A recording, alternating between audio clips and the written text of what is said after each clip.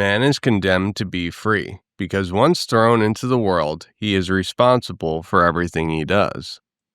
This is Politico. Trump aides circulate plan for complete revamp of foreign aid programs. And if you scroll down in this article, you'll see this plan laid out in a document obtained by Politico. When we look at this document, this struck my attention. Part B, modernized performance-based procurement. Second, the U.S. government would eliminate traditional cost-plus fixed fees awards that pay out regardless of performance and replace them with agreements that rewards results rather than inputs or activities. Tying payment to outcomes and results rather than inputs would ensure taxpayer dollars deliver maximum impact. All distributions would have also be secured and traced via blockchain technology to radically increase security, transparency, and traceability. This approach would encourage innovation and efficiency among implementing partners and allowing for more flexible and responsive programming focused on tangible impact rather than simply completing activities and inputs. Pioneers like you will be able to improve our banking and payment system and promote greater privacy, safety, security, and wealth for American consumers and businesses alike. You will unleash an explosion of economic growth, and with the dollar-backed stablecoins, you'll help expand the dominance of the U.S. dollar. I can already see that the energy and passion of the crypto community is the kind of spirit that built our country, and it is exciting to watch as you invent the future of finance. It's going to be right here in the USA, the good old USA. Together we will make America the undisputed Bitcoin superpower and the crypto capital of the world. The G20 is Australia, Canada, Saudi Arabia, the United States, India, Russia, South Africa, Turkey, Argentina, Brazil, Mexico, France, Germany, Italy, United Kingdom, China, Indonesia, Japan, and South Korea. Now, the G20 was a group that was created after World War II, and it's just basically a way for diplomatic policies to take place. It's a group of allies. Now, this document came out, G20 Cross-Border Payments Project, Staying Ahead of the Curve and Driving Global Change, January 14th, 2025. It was presented by the U.S. Payments Council, which is an initiative of different banks and payments providers trying to make sure that the payment rails coming from the Fed and other U.S. domestic rails are safe. Now, this came out early on Patreon. This month, I'm doing a discount on Patreon if you're interested in joining. Well, in this document, if you look for Ripple, you'll find that in this section, what could U.S. domestic payments providers do to support the G20 2027 and 2030 targets? So the G20 set a goal that they want to have faster payments by 2027, 2030. And one of their suggestions is to promote inter-industry collaboration, partner with fintechs and startups innovating in cross-border payments such as RippleNet and Stellar. Pro-crypto agenda, including strengthening American leadership in digital financial technology and establishing a strategic Bitcoin reserve and U.S. digital asset stockpile. Brad, give us your outlook and really what those two executive orders may do. What else do you need to see in order to see stability and growth out of digital assets? Well, look, in terms of what else we need to see, I think what the president has already done is he has used the expression, promises made, promises delivered. The unlock for U.S. financial institutions is absolutely happening. Banks that were really hesitant and really nervous about touching crypto technologies or even helping their customers, those banks and those financial institutions are leaning in now. And that's a big deal for sure, not just for Ripple, but for the whole industry. So he has certainly lived up, and I think we will see the U.S. finally start to catch up with the leadership we're seeing from other markets around the world that they've really taken the lead, and we need to invest here and see some of these U.S. companies thrive. Brad mentions that other jurisdictions are ahead of the curve with their regulations, but in the G20 document, you can see that the group of 20, there's a lot of different countries that are offering favorable regulations. Now, the document it describes that the US is now suggesting that these different payment providers within the US should have RippleNet and should have Stellar. Those are one of those suggestions in order to modernize their payment infrastructure and offer faster payments. The US Faster Payments Council also says that the addressable market's 34 trillion, 3 trillion person to person, 15 trillion small businesses, and 16 trillion enterprise. And a lot of money is sitting in the sender's or receiver's account. So there's a lot of money that makes up until a payment is cleared. A lot of people have to leave money in their account until the payment was cleared. If it was instantaneous, you wouldn't need to do that. And that is estimated to take up 3% of transactions. They talk about having the ISO 222 messaging standard across board to offer seamless, interoperable data and sharing messages between different institutions, and interlinking domestic with international is another vision of the G20. And that's something that Ripple takes care of right now. They have domestic and real-time cross-border. Improving interoperability, these fragmented systems are costing the banks a lot of money. And if they standardized API and payment infrastructure, we could see global payments really take off.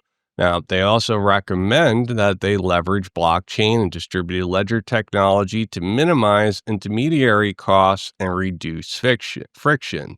The G20 targets call for reducing the average cost of cross-border transactions to below 1%. Bitcoin is a commodity, so it will be regulated by the Commodity Futures Trading Commission.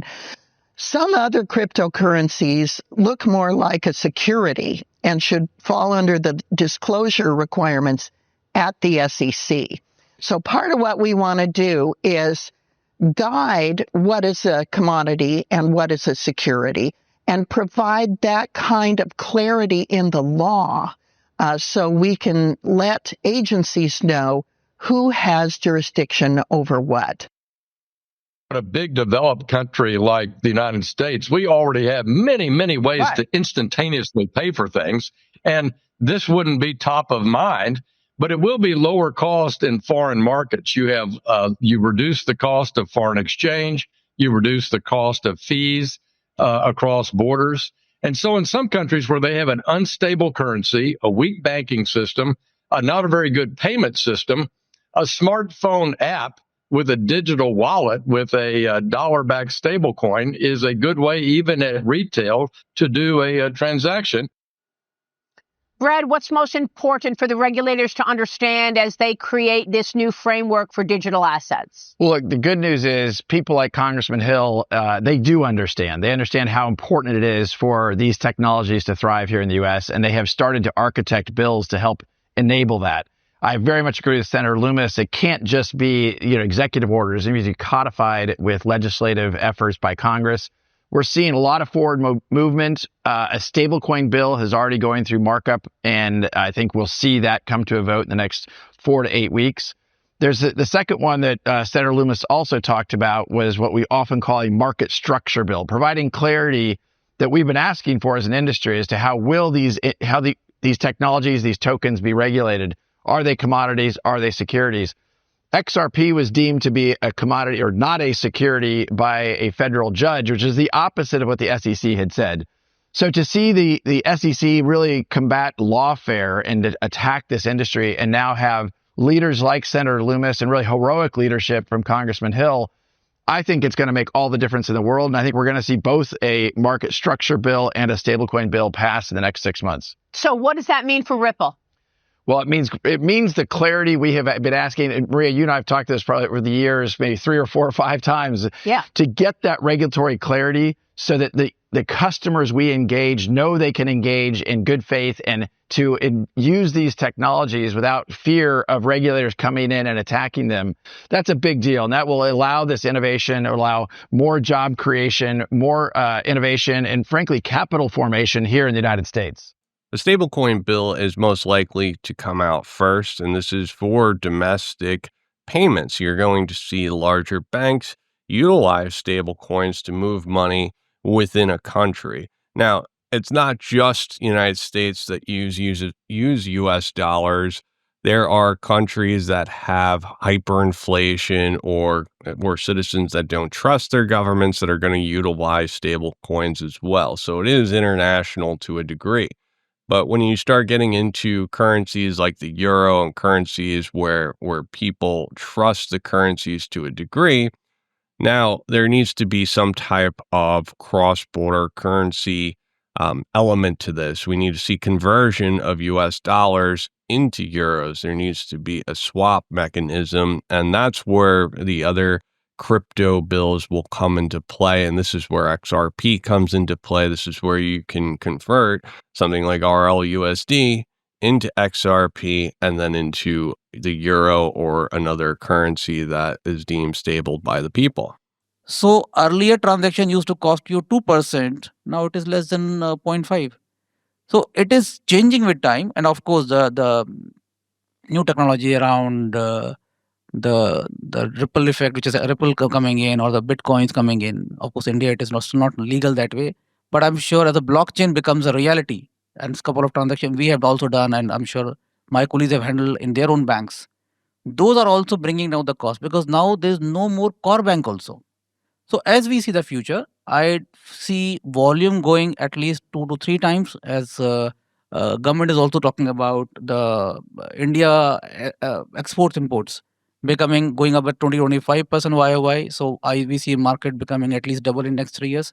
Naturally, with the advent of new technologies around blockchain, we can see costing coming down. And as an ecosystem, all will gain. We will gain as a bank. Fintechs will gain as a technology partner, and customer will gain because of 2 factors, costing and convenience. So end of it, it will add value to all the participants. Nobody will lose. There's a central banker that works for the Central Bank of India, and he expects volume to increase by 2 to 3x. This efficiency will unleash an economic boom. Frictionless payments will translate into quicker global trade that's costs less because technology makes it more efficient. Well, we're definitely already seeing a change in the domestic interest. These 6 weeks after President Trump was elected, we signed more deals in the United States than we had in the previous 6 months. So these are very innovative technologies. I think they're going to play out over 10, even 20 years in terms of how they integrate and rewire the financial infrastructure of the United States. The United States is the largest market in the world. It's the wealthiest nation on earth. And Brad states that since President Trump has been elected in the last 6 weeks, they've signed more deals than they have in the last 6 months. And when you're talking about U.S. financial firms, you're talking about some of the largest firms in the world. That's across payments. That's across even the settlement of maybe real estate transactions, securities transactions. So I think we're going to see this play out over a long arc. But the United States is finally unlocked. And I think people are underestimating how big that change is. And you'll see that continue to play out this year. Now, Brad specifically mentions real estate transactions and securities transactions. So since he's specifically mentioned them in the context of the U.S. markets, I think it's safe to assume that in the past 6 weeks, that there are some firms that are related to securities and related to real estate. Japanese banks may be preparing to do in terms of adopting XRP. What can you tell us about the growth story at Ripple when you look across the world, overseas markets? Well, once the United States government filed suit, we really were kind of frozen in the U.S. market. And so about 95% of our customers today, Ripple's customers, are non-U.S. financial institutions. And those are some of the largest financial institutions ranging from HSBC and BBVA to payment providers you wouldn't necessarily have heard of. Markets like Japan, I think, are still unlocking. The market opportunity here is massive. You have trillions of dollars flowing cross-border globally. It's still largely dominated by the SWIFT network, if you will. And that's architecture. That's a technology architecture that's developed 50 years ago. There's an opportunity to modernize. That takes time, particularly when you have a government in the U.S. kind of combating that innovation. But that's changing now. The Trump effect, if you will, is profound. You're seeing that in asset prices, but you're also going to see that in the adoption of these technologies. The rest of the world looks to the U.S. for regulations, specifically for financial regulations, because the U.S. controls the dollar, and the dollar is integrated into every aspect of the global financial system. As U.S. banks get the green light from U.S. regulators to modernize their payment infrastructure and lean on companies like Ripple, we're going to see a tremendous amount of wealth flooding from old systems like the SWIFT system into tokenized systems. And when money is in tokenized form, it can be moved around frictionless. It could have the efficiency of the internet, moving money at the speed of light, the internet of value. This is where you're going to see verticals built from a foundation of liquidity, from a foundation of instantaneous payments. And that is where you'll see machine to machine payments and use cases that you can't even think of today contribute to the global pie. You see, we are at a fixed rate of goods, services, resources, but when everything is digitized and tokenized, we'll have use cases that grow the pie, grow the wealth for everybody in the world. Nature does not hurry, yet everything is accomplished. Thanks, everyone. I hope you enjoyed the show. Please take a moment to like and subscribe. If you enjoy content like this, please consider joining my Patreon.